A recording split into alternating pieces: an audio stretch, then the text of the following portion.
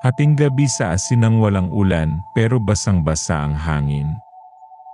Dalawang binatilyo ang palihim na kumukuha ng asin sa gilid ng bakhaw. Bilis, bulong ng isa, may ronda.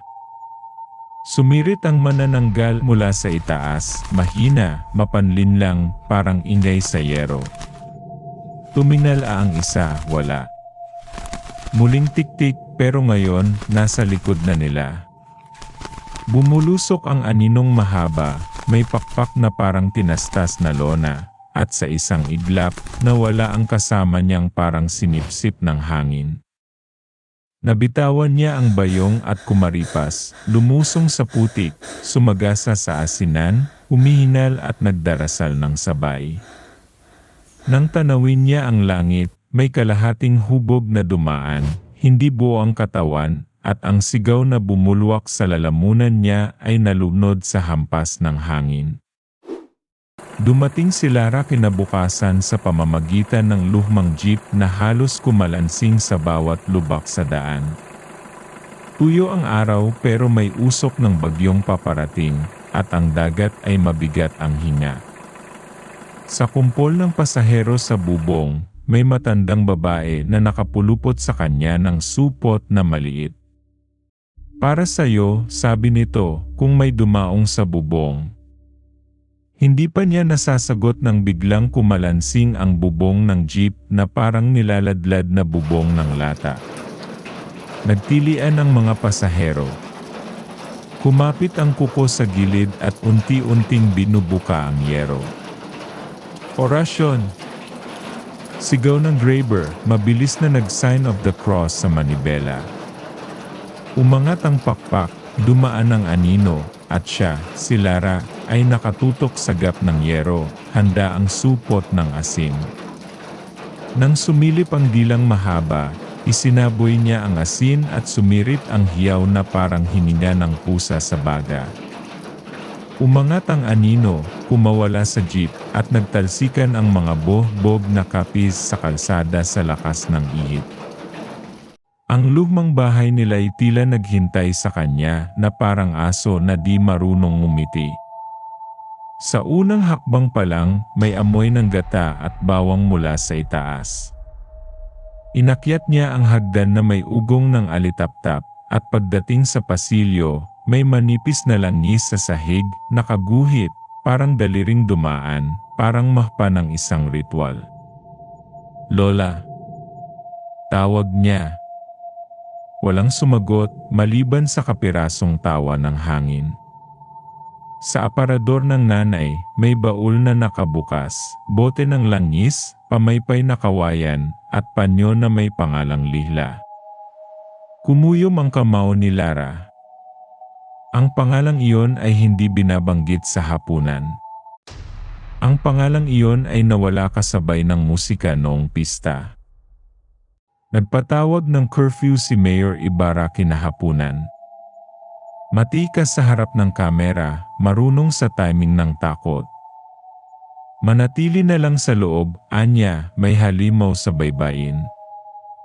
Ngunit sa gilid ng entablado, sumilip ang dalawang lalaking may maskarang sigbin, at sa likod ng mga tarp, may kahong inihahakot papuntang bangka. Nakita iyon ni Lara mula sa labas ng munisipyo, at sa unang pagkakataon, naramdaman niyang may dalawang kaaway ang bayan, ang alamat na totoo, at ang tao. Si Tala ang gabay niya sa gabing iyon sa bakhaw. Payat, mabilis, sanay huminga sa dilim. Huwag masyadong maglakad sa gitna, bulong nito, nakikinig ang tubig. Sa bawat hakbang nila, may asin sa dahon, maninipis na guhit, parang uling sa itim, marka ng isang nilalang na hindi pala bulag sa ritual. Biglang tumalon mula sa likod ang dalawang nakamaskara, sinunggaban si Lara, sinubukang kunin ang bag. Umalinggaw ang putok, hindi galing sa kanila kundi sa gilid ng bakhaw. Sumalubong ang pakpak. Isang mabilis, isang kisap, at lumipad ang unang magnanakaw, parang laruan na sinagasa ng hangin.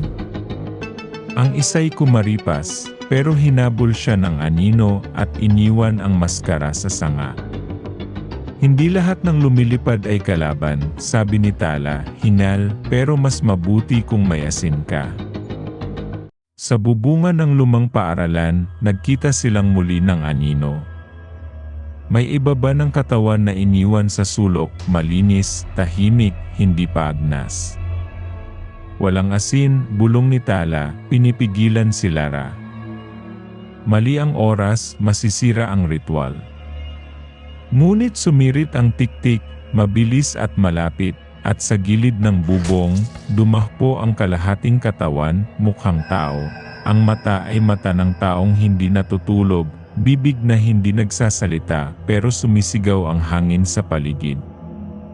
Inangat ni Lara ang supot, nanginginig ang kamay, at nauna ang kidlat, sumabog ang yero sa likod nila, gumuho ang kalahati ng bubong, at sabay silang bumulusok. Napabitaw si Lara, kumapit sa bihga, at sa dungaw ay kitang-kita niya ang pakpak na humahaginit sa mukha niya.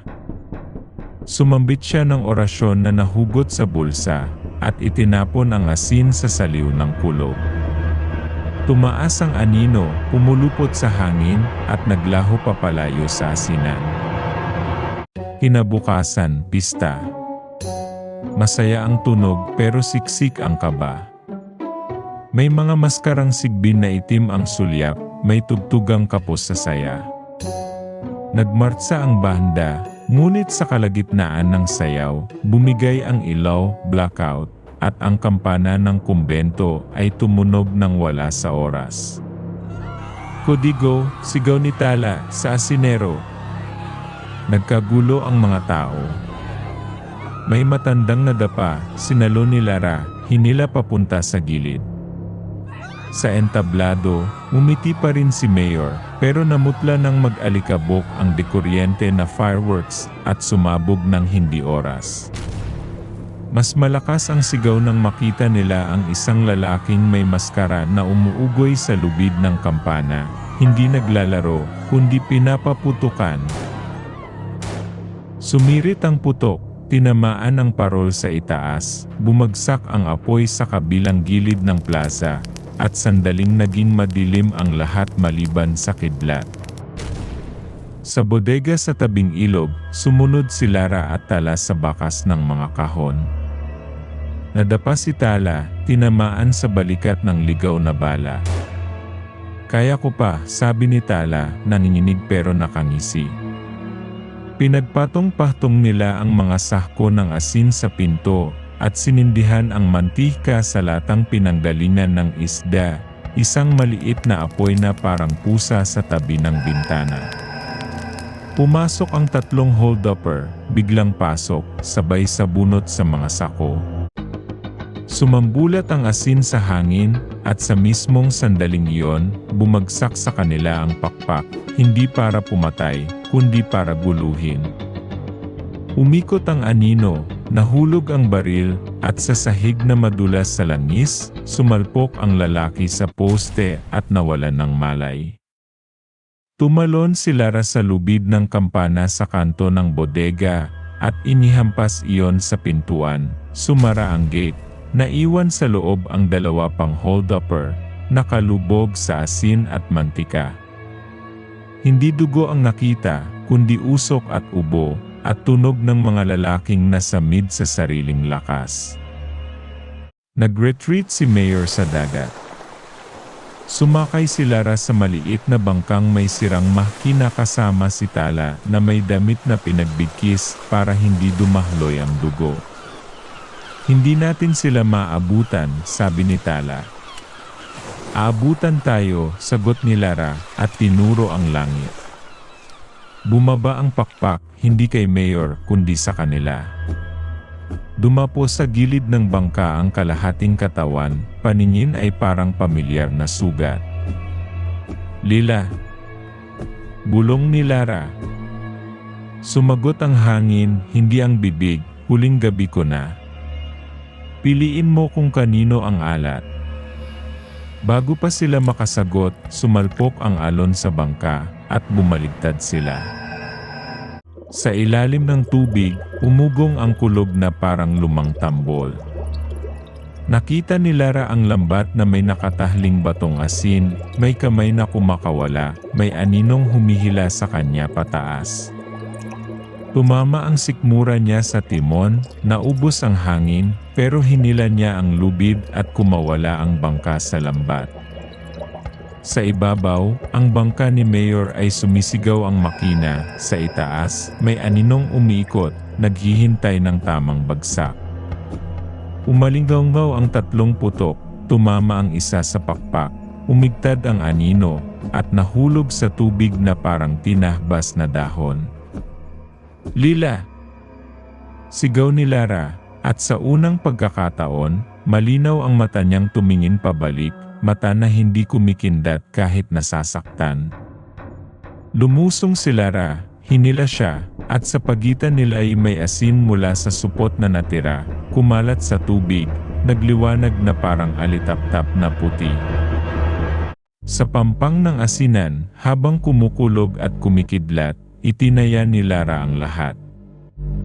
Dala ang bote ng langis, dahon ng gahbe, at ang huling supot ng asin, hinarap niya ang kalahating katawan. Sa likod nila, sumisigaw ang dagat. Sa unahan, papalapit ang konvoy ni Mayor mula sa kalsada. May ilaw ng sasakyan na sumusuyod sa ulan.